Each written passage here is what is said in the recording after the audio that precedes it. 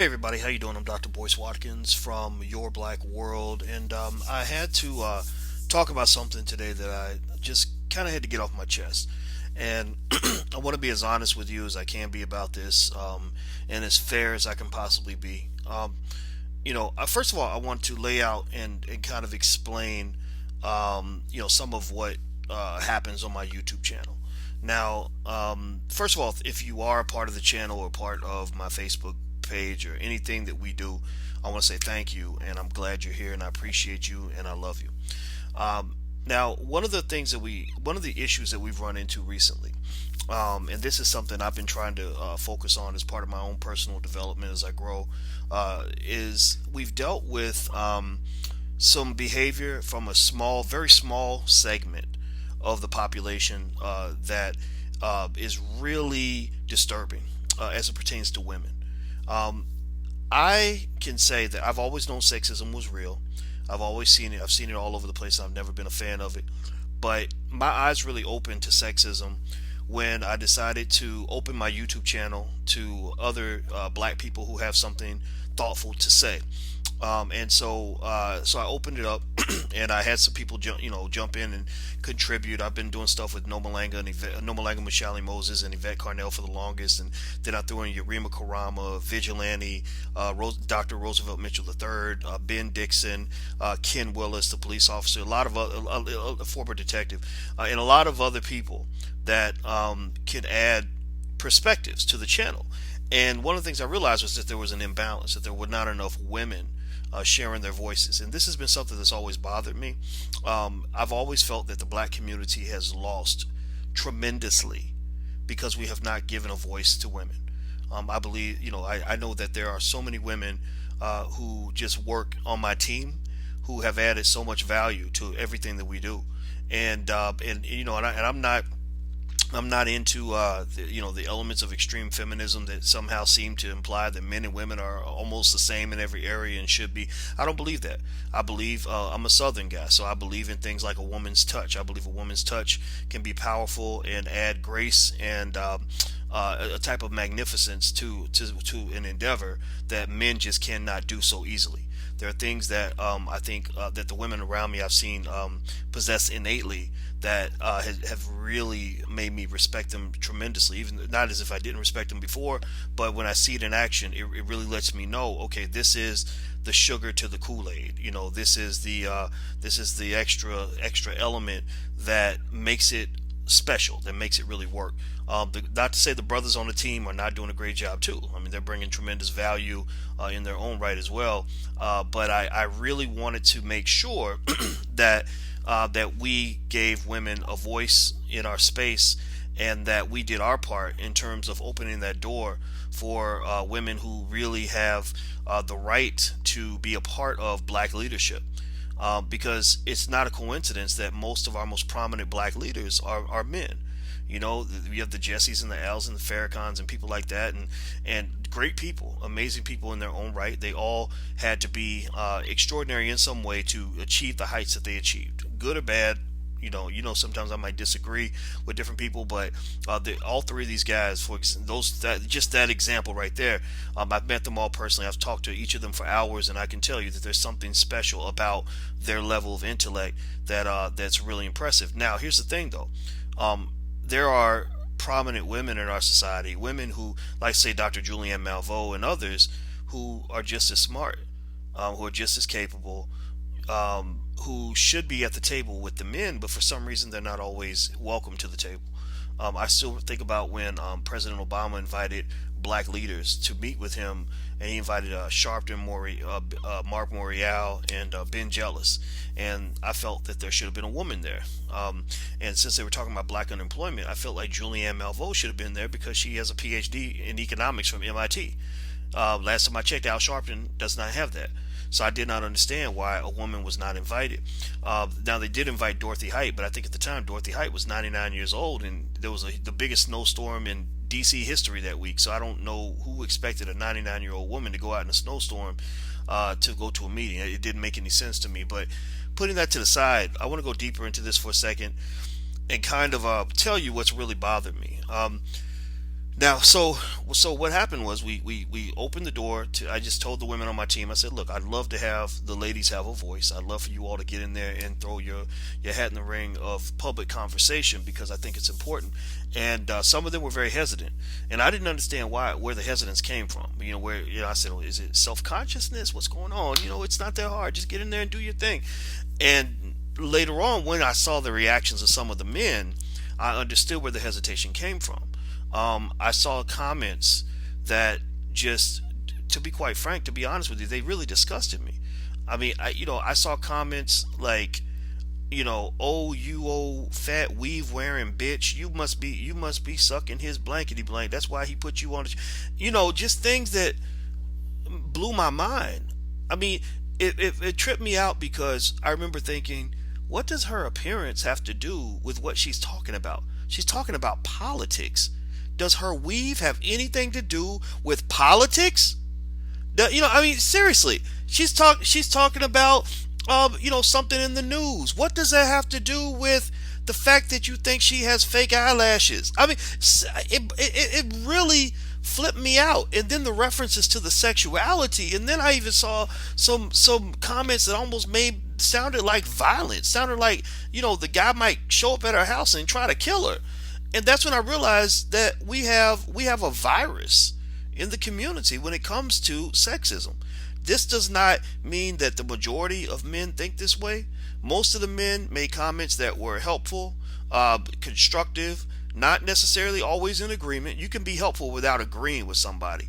You can disagree vehemently without being personal and making personal attacks. So I'm not saying that everybody needs to agree and go lockstep with what they're saying. We have a whole range of opinions. I mean, I told you, you've seen me disagree publicly with Yvette Carnell on Farrakhan and initially on Newmar Johnson until I started to kind of, change my opinion on that a little bit. But at the end of the day, you know, people have their own opinions, and one of the things I think people didn't understand about my channel is that one of the rules that I made for myself, I didn't make rules for other people. I have some rules in place for other people, but I have rules for myself first. The rule for myself was I don't want to give people a voice and then try to control that voice.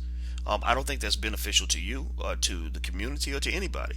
And so one of the things that I said to myself, as I said, I'm gonna do everything in my power to not control what's being said, what's being discussed. If somebody disagrees with me, then I'll jump in and I'll give my opinion. I'll throw my opinion in the ring so we can have it out. We can have the conversation. We can let people seek out the truth, right? And so mind you, it got me in a little bit of trouble because I think that sometimes I don't know if black people are accustomed to things like freedom of speech, as much as say white folks are. I think that we think that if you support somebody, you got to agree with everything they say. We go through that with Obama, where people thought you either supported Obama or you were a hater. And I say no, you can support him best by asking questions and by pushing him to do what's best for your community. The community should be more important than worshiping some leader. You should never, ever, ever worship a leader, because if you do, you will get pimped and it will be your own damn fault. Back to the point. So different women jumped in the ring. They've been giving their commentary this year, and it's been interesting. I mean, this month we had over 2 million people come through the channel, which that was actually the first time we had 2 million people, and they would talk about different topics, different things that would come up, women's issues, whatever. And I loved it. I thought it was great, and because it reminds me like of an NBC or an ABC or a CNN or something. That just a place where black people can talk it out, and so one of the things I observed was that not just the personal comments. In fact, Cynthia G, one of the people on the channel, I think somebody literally made a video that said Cynthia G is Dr. Boyce Watkins' baby mama. And I just thought that was so disgusting, so disrespectful, to assume that that a woman gets access to something because she's fucking a man. I mean, really, to assume that a woman can only be successful if she's getting in bed with a man. That is incredibly primitive thinking, and it's something that I think really implies some sort of mental illness on your part. If you only think a woman can succeed when she is having sex with somebody. And so anyway, I don't pay much attention to it, but I've noticed that some of the guys will say, "Oh, Dr. Boyce, you're getting weak because you letting these women get on your channel. That's you simping out." And I'm sitting there thinking, no, actually, it's very, very weak for you to oppress the voices of women because they threaten you.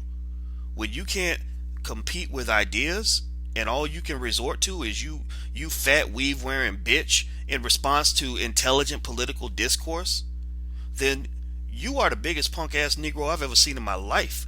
There's nothing there's nothing that identifies a punk more than the inability to show love and respect to the women from which you came. In case you did not know, you came out of a vagina. These women gave you life. How can you, and this is what I don't understand about the venom that comes from certain black men on the internet, say for example a Tommy Sotomayor type. What is wrong with you, man? Like when you're talking about black women as a whole, as a collective, and disrespecting them on every level, do you know understand that you're calling your mother a whore? Do you understand what you're saying about the women who raised you and fed you when you couldn't do anything for yourself? I mean, do you understand how ridiculously insane that is? That's really screwed up. Now, you've seen me go to battle with the extreme feminists. I'm not a fan of extreme feminism. I think that the extreme feminists who attack black men, I'll fight them just as hard as I fight dumbass Negroes who want to disrespect black women left and right. One of the things that killed us, that hurt us the most in the Black Power movement, is that we did not learn how to respect women. Look, you can still be strong as a man if you show love and respect to black women, and you also still reserve the right to disagree with black women if an issue comes up that you disagree with. You also reserve the right to call out and deal with black women who explicitly show a collective, stereotypical, blanket disdain for black men. When you see women that go off on black men as a collective, yeah, I'll be right there with you. I'll go off on them too. I don't like that. If you don't believe me, look at some of the things I've written. I had a big controversy last year where I was battling with Mark Lamont Hill about an article that I wrote where I was protecting black men from these women that do manipulate men and basically take advantage of whatever they're doing sexually in order to cry rape or whatever it might be. I mean, so I've talked about these things. We battled about these things. We had the fundamental premise of that whole debate was they wanted to pretend like women never ever falsely accuse men of rape, and I said no, they do. A lot of white women have done it since the beginning of time, and a whole lot of black men are in prison for rapes they did not commit. So I told them, I said, I don't care if you want to call me a sexist. Supporting women does not mean I agree with everything you say, but I just support the truth. I support fairness. So that was a nasty battle because I had a whole lot of people saying, "Oh, Dr. Boyce, you're a sexist," and a college student wrote me an email and said, "Dr. Watkins, I just wanted to ask you personally, why is it that everyone keeps saying you're a sexist?" I said, "Because they're full of shit." I said, because basically they didn't read the article. Most of the people who criticized the article literally got on a bandwagon. They got on a political bandwagon where basically they didn't like the article because somebody else didn't like the article who never even read the damn article.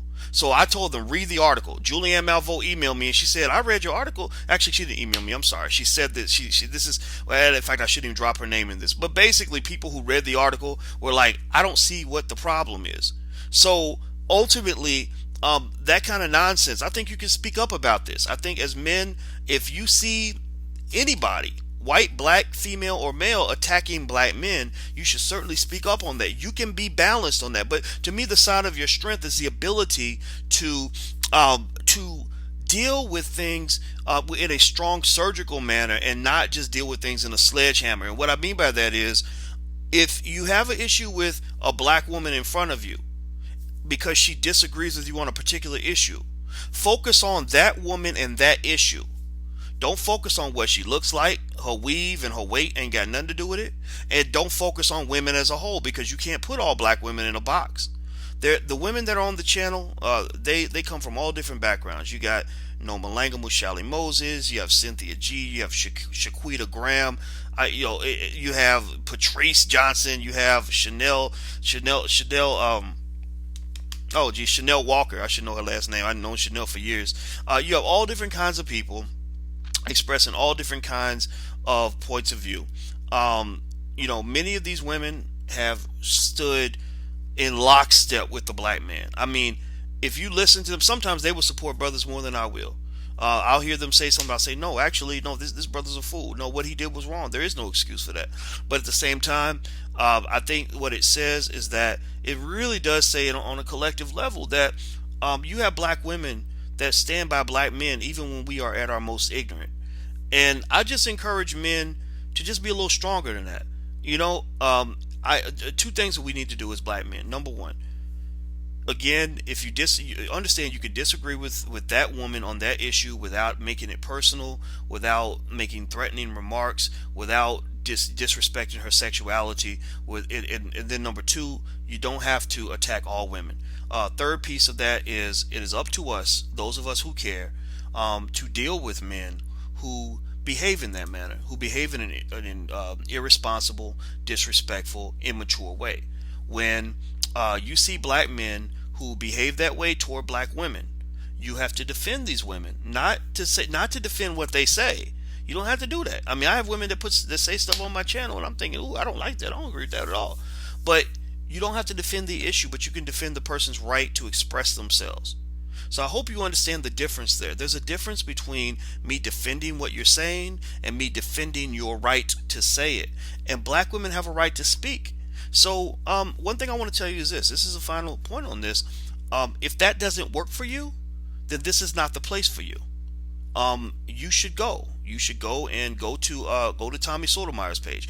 He'll help you deal with your mommy issues. He'll help you feel better about bashing black women collectively and being disrespectful, talking about raping them and beating them and all this other stuff. If that makes you feel better, go over there somewhere, because this is not really the place for you. This is a place for black people that want to build a community, that want to strengthen families. And anybody that knows anything about a family knows that you can't build a strong family if the man is disrespecting his wife and his daughter and his mother and his sister at the same time. It does not create a family. What it does is it creates this alienation where these women run over to these extreme feminists who are telling them, "See, we told you black men ain't nothing but a pack of crazy niggas. You need to come hang with us." And then they believe that because they're thinking about the men in their lives, starting with their daddy, their brother, whoever, the man who didn't protect them, and they're thinking, well, black men must not be shit because the black men I've seen haven't been shit. That's what you get when we behave like idiots, when we behave like animals, when we let the worst of our instincts get the best of us. Okay, so one thing. The last point I'll just make is that if you see anybody make a comment on the channel that is threatening to women, that is overly personal, you can let me know. You can email me or something, and I don't like banning people from the channel. It bothers me, but I'll do it. I'll take them off the channel. I just hope nobody does it. I don't even want it to get to all that. And again, if what I'm saying makes you think that I'm some kind of a wimp because I'm supporting women, then really go ahead and take yourself off. Unsubscribe, go somewhere else, and we're going to build a family. We're building a community here. We're not building what we had before. We're not building a place where the voices of women are not respected. So that's just not going to change. These women will be a part of this community forever. And in fact, I'm very proud of myself for pushing forward on this because we all have things we want to work on and get better with. And for me, that was part of my journey, was learning how to identify areas inside my psyche or in my thinking that might be defined as sexist, and learning how to grow beyond that.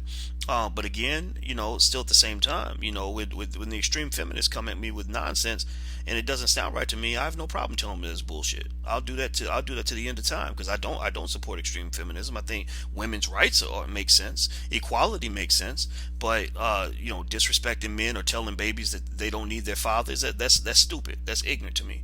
So, but again, you're welcome to disagree. Feel free to chime in. And that's it. But remember, if you chime in on the issues, not on personal stuff, not on nonsense, not on immaturity, not on ignorance.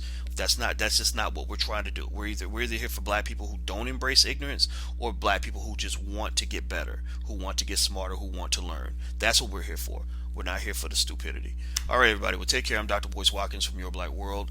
Please take care. God bless, and I'll talk to you soon. Peace.